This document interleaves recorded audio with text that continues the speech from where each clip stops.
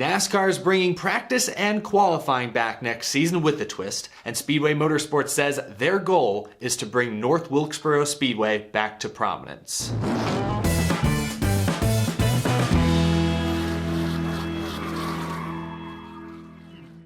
How's it going, y'all? My name is Eric. Welcome to Out of the Groove double feature. Second episode of the day, but some big news broke earlier this morning. We actually have a couple of stories to talk about here today. We're gonna kick things off by looking at NASCAR's all new practice and qualifying procedures for 2022. Real quick though, I know it's the off season, but if you're still starved for more NASCAR content, head to groovymotorsports.com. There you can see the latest deals from our sponsors, and you can also read the final edition of the Out of the Groove Weekly Viewers Guide. Final 2021 edition, I should say. I really appreciate all of the support we got on that new project this year, so be sure to give that final issue a read. Now let's talk about practice and qualifying. So today, NASCAR confirmed the procedures for practice and qualifying next season across all three major series. As has been reported previously, practice and qualifying for all three major series have effectively been condensed into one extended session. For each series, for the vast majority of races next year, there'll be a short practice session of sorts that will almost immediately lead into qualifying. I'll share my thoughts in a moment. It gets a little complicated here. Let's begin with the Xfinity and the Truck Series real quick. We'll focus on the Cup Series setup in a moment. At all of these short and intermediate oval races next year, as well as the road courses next season, there will be a 20-minute practice session. NASCAR says there won't be any practice at super speedways like Daytona and Talladega though. Like I said, those short practice sessions though will immediately lead into qualifying, or in the case of super speedways, there won't be any practice, but qualifying will be 2 rounds, single car qualifying. After the first round of single car qualifying, the top 10 fastest cars will go again, we'll do another lap, and that will set the pole. Sort of reminiscent of the knockout round qualifying we saw a few years ago, except instead of in a group setting, these are single car runs at the super speedways. They'll also have single car qualifying at the short and intermediate ovals, but there won't be any knockout rounds. It'll just be, traditional qualifying. Fastest lap gets the pole, and we go from there. Now at road courses, they are bringing group qualifying back to an extent. For trucks and Xfinity at road courses, the field will be split in half, and both groups will have a set time session to set a fast lap, with the 5 fastest times in each round competing in a final round, a second round. So that's 10 total in the second round, who will also have a time session to go out, and those 10 will compete for the pole. So that is more similar to how the knockout round formats were a few years ago. It's worth noting that for the truck series, both Bristol Dirt and the Knoxville race will just have heat races kind of similar to this year. And for a number of races in both trucks and Xfinity, there will be a full 50-minute practice session like we've seen traditionally. For trucks, Daytona, Atlanta, Bristol Dirt, Knoxville, Sonoma, Mid-Ohio, Nashville, and the Phoenix Championship will have a 50-minute extended practice. And for Xfinity, the first Daytona race, the first Atlanta race, Portland, Nashville, and the Phoenix Championship will also have a similar longer practice session. I know, that's a lot. Let's talk about the Cup Series practice and qualifying format for next year. Let's look at this neat little graphic NASCAR put out. For the Cup Series, at ovals, there will be a 15-minute practice session, which will then lead to 2 rounds of single car qualifying. And for qualifying, they'll be separated into 2 groups based on the odd/even finish of the previous week. Single car qualifying one at a time, the 5 fastest times from each group will move on to the second and final round, and those 10 will lay down another lap for the pole. That's how intermediate and short ovals will operate. At super speedways, just like the Truck and Xfinity series, there won't be any practice at all. There'll be 2 rounds of single car qualifying. They're not going to bother breaking the groups up in half, just everyone goes, fastest 10 will go again for the pole. Pretty straightforward. Just like trucks and Xfinity, road courses will feature group qualifying. They'll have a 20-minute practice session, which then leads into 2 separate groups who will each get their own 15-minute qualifying session to lay down the fastest lap. The 5 fastest in each group, again, will qualify for the final round. Those 10 will have a 10-minute session, and the fastest time there will, of course, win the pole. So pretty simple, pretty easy to understand, not too different from Xfinity and trucks to the Cup Series. And again, just like the Truck Series, the Bristol Dirt Race will once again have heat races next year. The Cup Series will have full-on extended practice sessions for a few races as well. Daytona 500, at the first Atlanta race, Bristol Dirt, Gateway, Nashville, and the Phoenix Championship will all have 50-minute full practice sessions. One last look at this chart. That's what practice and qualifying is going to look like for the NASCAR Cup Series this season. So I've laid it out as best as I possibly can. Now let's react. First, I actually don't mind no practice at the super speedways. Like, that's a hill I'm not going to die on. If we want to skip practice at Daytona and Talladega, fine. That first Daytona weekend of the year, everyone's going to have some practice. I think that's good enough. I don't think you need to practice at Talladega in the spring and the fall. I do think that's honestly a waste of time. Second, I already see the comments. People are going to say this is way too complicated. NASCAR's always got to overcomplicate things.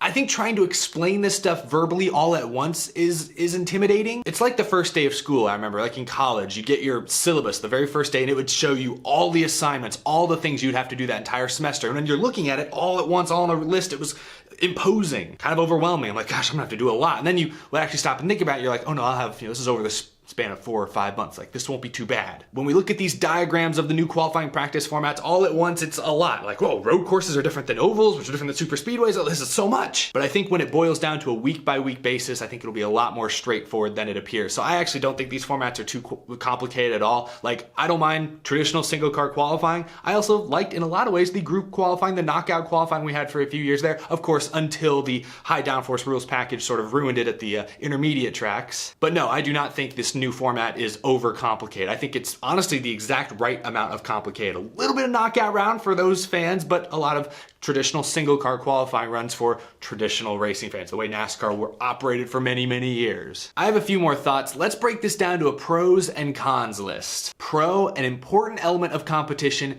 is back. Bush Pole Awards are finally going to mean something again. A few of you have pointed out that, Kyle Larson set the record for most laps led in a 36 race season this last year, but y'all pointed out that it helped that he started up front so often because the algorithm NASCAR is using valued, points position and most recent finish. Larson was winning a lot of races, was up at the top of the points most years, so he usually had a really good qualifying spot, which of course helped him be near the front early on, which helped him lead more laps. Like Kyle Larson's average start this year, I looked it up, was 6.3. Oh my bad, 6.1. No, his average start this year was 6.1. I went back and looked at Ryan Newman, the Rocket Man's average start in 2003. Remember 2003, Newman won 11 poles, the traditional way. And yet his average finish that year with 11 poles was only 6.7. So Kyle Larson had a better average start last year than the Rocket Man did in his prime. So I'm happy to see traditional qualifying back in play. That's a real element of competition. That's a skill that the teams and the drivers have honed over the years, and I think it's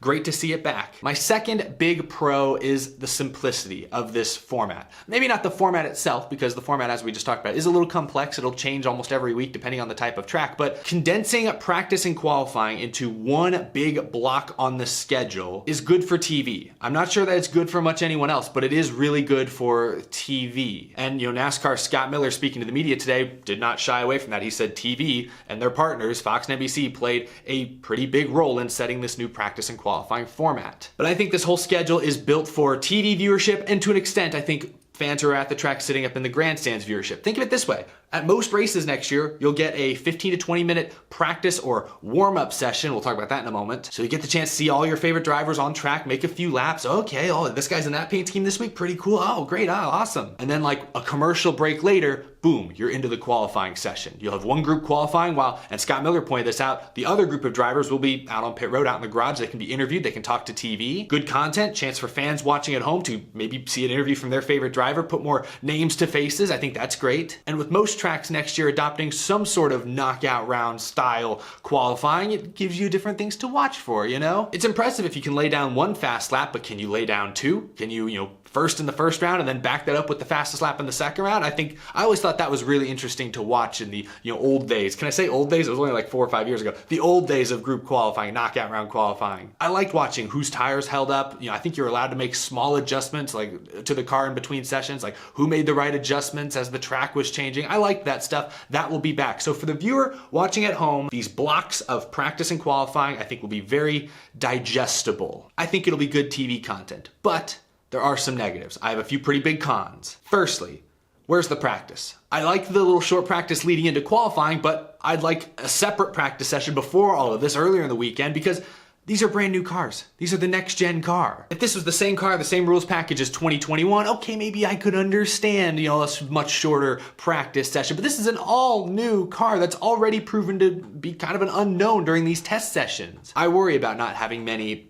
full-fledged practice sessions. And I mentioned earlier, I called them a warm-up. A couple months ago when this kind of format was first proposed, I called it a warm-up. I said, hey, if you're only giving them like 20 minutes on track before qualifying, that's not a practice session, that's a warm-up. Because you'll remember they said it a few months ago, at least according to reports, that teams are not going to be able to make any major adjustments to the cars. That's not a full practice session, that is, in fact, just a warm-up. And a warm-up is fine, but if that's all you're getting, That's a disappointment. I am disappointed that we're not getting a full-fledged practice session. I've been saying this for months at this point. My ideal weekend schedule for 2022 and beyond would be 1 hour of legitimate full practice, followed by single car qualifying. You can do the rounds, whatever you want to keep it interesting, qualifying, and then the race. Not all on the same day, at least over the span of 2 days, like Saturday and Sunday, which is what I think they're going to do next year. It sounds like that practice qualifying session is going to be on Saturday for the Cup Series most weeks, while the race, of course, is on Sunday. So at least they're spanning it out over 2 days, which will give those camping out at the track or spending the entire weekend at the track more content on track to enjoy. But the lack of a traditional practice session where you're able to take a huge swing at the car,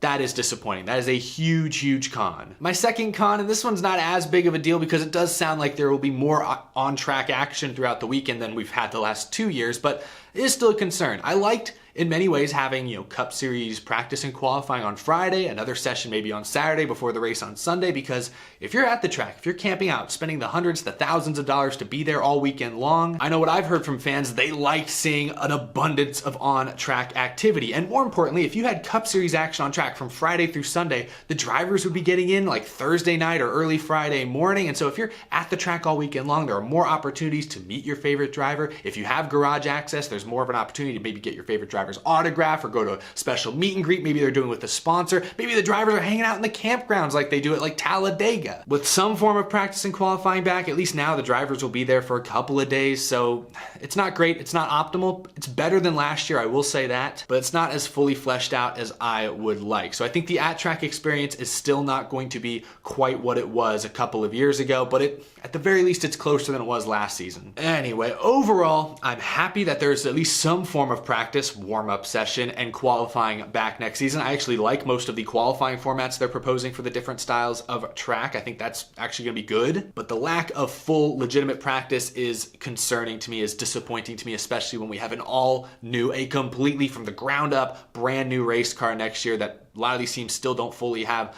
their heads wrapped around. That's a concern. That's disappointing. Share your thoughts down below. What's your take on NASCAR's new practice and qualifying format for next season?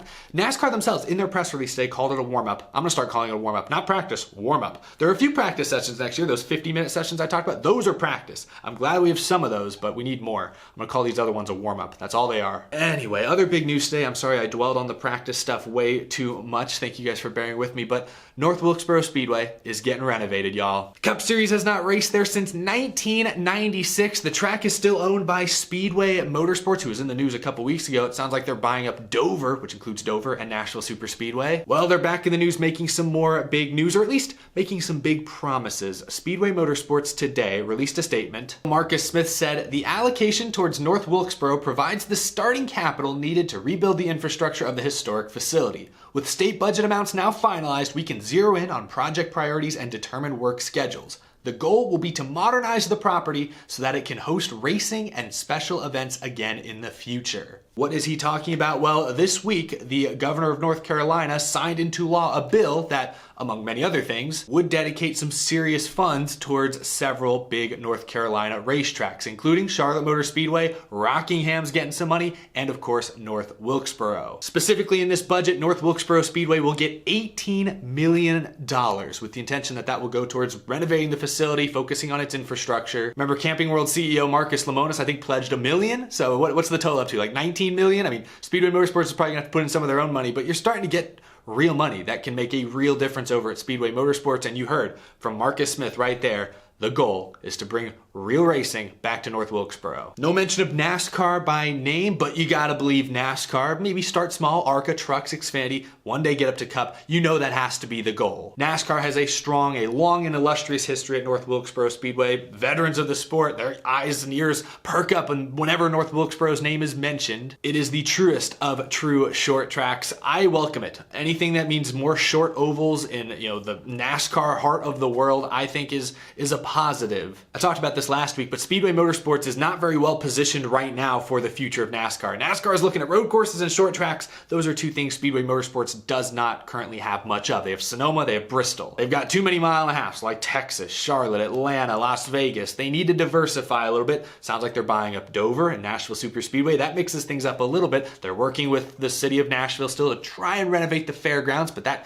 continues to hit roadblock or get slowed up here and there. Now with real money heading towards North Wilkesboro, a true short track, it's an exciting time to be a NASCAR fan, especially if you're a fan of North Wilkesboro. If you grew up watching North Wilkesboro in the 80s and 90s, like the last North Wilkesboro race was held before I was born. So I have obviously gone back and seen highlights, seen great moments from North Wilkesboro, but I never got to watch any of those races, even on TV live. So I don't have the same nostalgia that a lot of other people probably have for the track, but even I think this is really, really cool if they can make it work, if they can renovate and modernize that facility, because it's gonna need an awful lot of work, obviously. Good reason to be excited if you're if you're just any NASCAR fan. If you just like good short track racing action, the idea of North Wilkesboro being revitalized for the 21st century, that's exciting by itself. So some pretty big news. We'll see what comes of it. No timetables given. 2, 3 years, 5 years down the line, will we see NASCAR return? Who knows at this point? But Speedway Motorsports finally has some cash, finally has some money to make big things happen over there in North Carolina. But that's the big news for today, the end of this week.